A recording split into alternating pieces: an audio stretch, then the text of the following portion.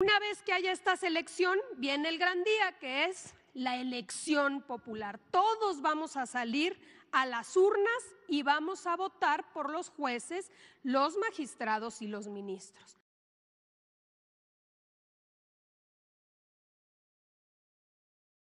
Como sabemos, esta reforma fue presentada por el presidente el 5 de febrero y se está discutiendo hoy en el Congreso. Entonces vamos a hacer un recuento de qué significa esta reforma. Entonces hay 4 elementos principales. El primero y quizá el más importante es el método democrático para elegir a ministros, magistrados y jueces. Que todos podamos votar por jueces, magistrados y ministros. Número 2, la creación de un órgano que vigile la actuación de los juzgadores. Número 3, que exista evaluación del desempeño de los juzgadores. Y número 4, importantísimo, todo lo que tiene que ver con la austeridad y la transparencia, que sabemos es un faltante en el Poder Judicial. Adelante. Respecto al primer tema, la elección popular de ministros, magistrados y jueces. ¿Qué tenemos actualmente? Ponemos antes porque es antes de la reforma, en realidad es lo que sucede hoy en día. Hoy en día los ministros son propuestos por el presidente y son elegidos o seleccionados por el Senado de la República. En el caso de los jueces y los magistrados, estos son seleccionados mediante un proceso cerrado de los que hacen carrera judicial, o sea, los que pertenecen al Poder Judicial, y dirigidos por el personal del Poder Judicial. Así se eligen actualmente a los jueces, magistrados y ministros. ¿Qué propone la reforma? Primer elemento, que todos los cargos se elijan por el voto personal libre, directo y secreto de toda la ciudadanía, de todas y todos nosotros. Que las convocatorias para poder participar y poder ser electo sean abiertas a toda la ciudadanía, todos aquellos que cumplan con los requisitos que establece la Constitución, que es tener licenciatura en Derecho, con un promedio mínimo de 8 y 9 en la materia para el cual voy a aplicar, es decir, se va a aplicar para ser juez penal en las materias de penal, cartas de recomendación de la ciudadanía y ensayos que puedan respaldar esta candidatura, que puedan decirnos por qué quieren ser juzgadores en nuestro país. Comités de evaluación que seleccionan los perfiles con la mejor trayectoria y preparación y que destaquen en algo que es fundamental, que es su honestidad. Esto es lo que propone la reforma. Número 2, un órgano que vigile la actuación de los juzgadores. Hemos hablado mucho de la importancia que exista esto. ¿Por qué? ¿Qué sucede actualmente? Hoy existe el Consejo de la Judicatura Federal como un órgano administrativo y también de disciplina. Pero este consejo en realidad depende de la Suprema Corte de Justicia. La presidenta de la Suprema Corte a su vez preside el Consejo de la Judicatura, entonces es integrado por los mismos miembros del Poder Judicial, es juez y parte en esta vigilancia. Facultades muy acotadas, porque por esta supuesta libertad de jurisdicción, en realidad es que no se puede entrar a evaluar las resoluciones de los juzgadores, no pueden ser cuestionadas ni revisadas. Entonces hay sanciones mínimas y excepcionales. ¿Qué plantea la reforma? La reforma plantea la creación de un tribunal de disciplina judicial como una autoridad independiente a la Suprema Corte, integrado por magistrados electos por voto popular. Facultades amplias para este tribunal para poder investigar la actuación de cualquier juzgador, incluyendo que sus resoluciones estén apegadas a derecho.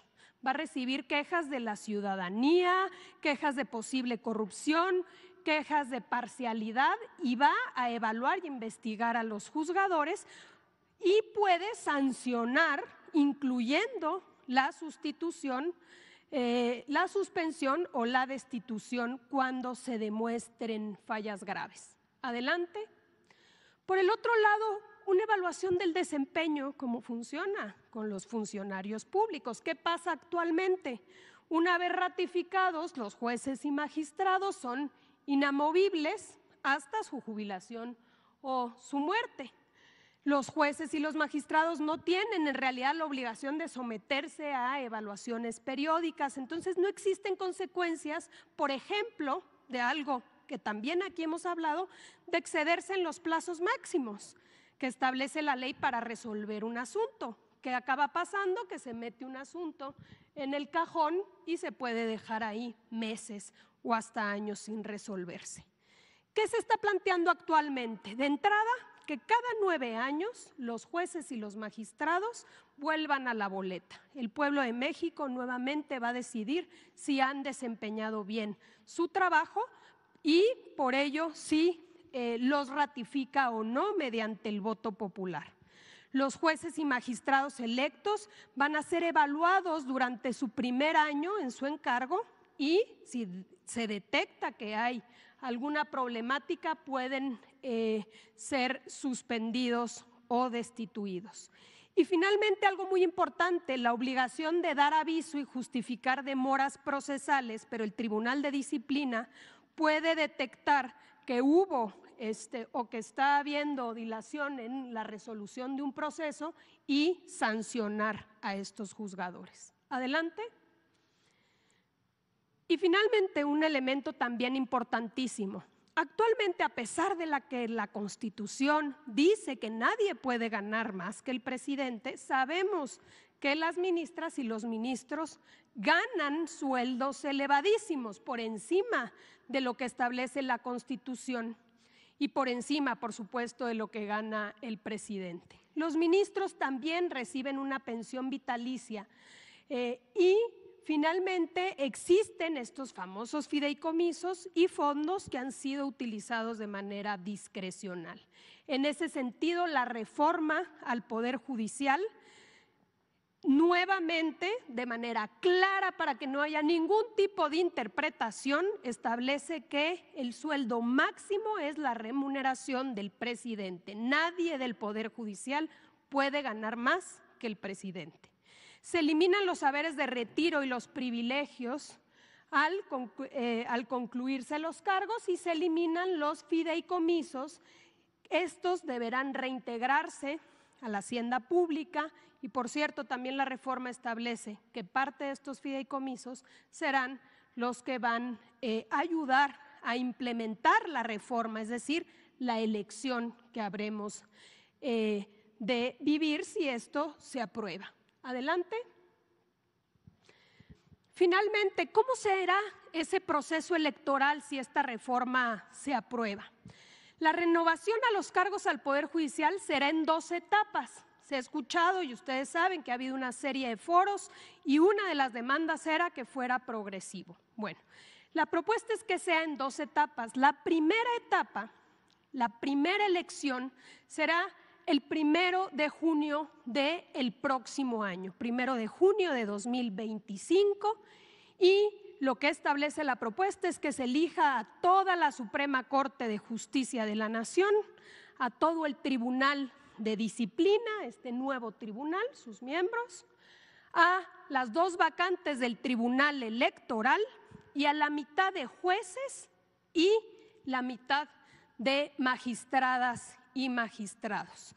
Los comités de evaluación van a verificar, es decir, la ciudadanía se va a inscribir, cada poder va a tener su comité evaluador y una vez que identifique que se pasa con, digamos, se tiene todos los requisitos, los aspirantes van a hacer una selección y luego va a haber una insaculación, una tómbola, digamos, y ahí van a salir 3 candidatos por cargo para ministros, magistrados electorales y tribunales de disciplina y 2 para el caso de magistrados y jueces. Adelante.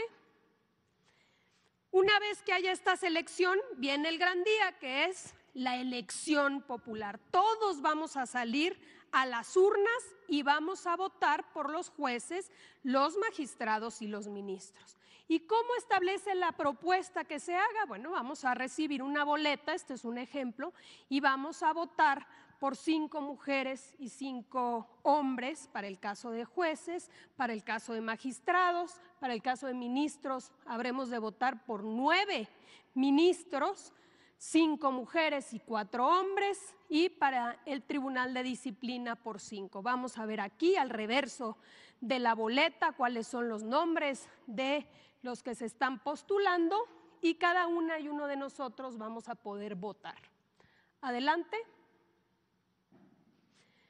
El INE será el responsable de organizar, de supervisar y de fiscalizar la elección. Va a haber un periodo, según la propuesta, de 2 meses de campaña, donde no se permite el financiamiento público ni privado, pero sí va a haber tiempos en radio y televisión y va a haber debates para que la ciudadanía pueda conocer quiénes son los que se están postulando para ser nuestros jueces, magistrados y ministros, y quiénes van a resultar electos, quienes obtengan más número de votos.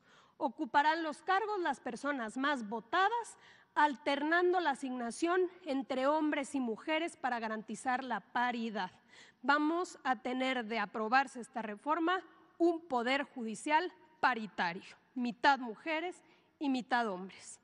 En caso de la ausencia de alguno de estos, por prelación va a ocupar quien haya obtenido más votos y finalmente la segunda elección, la segunda mitad de jueces y magistrados habrán de votarse en la elección intermedia de 2023. Entonces va a ser en 2 etapas, la primera el próximo año, 1 de junio, y la segunda para concluir con la renovación de todo el Poder Judicial en 2027 para el resto de magistrados y ministros. Quiere decir que es poner el elemento fundamental de un proceso democrático de elección de la ciudadanía para elegir al Poder Judicial.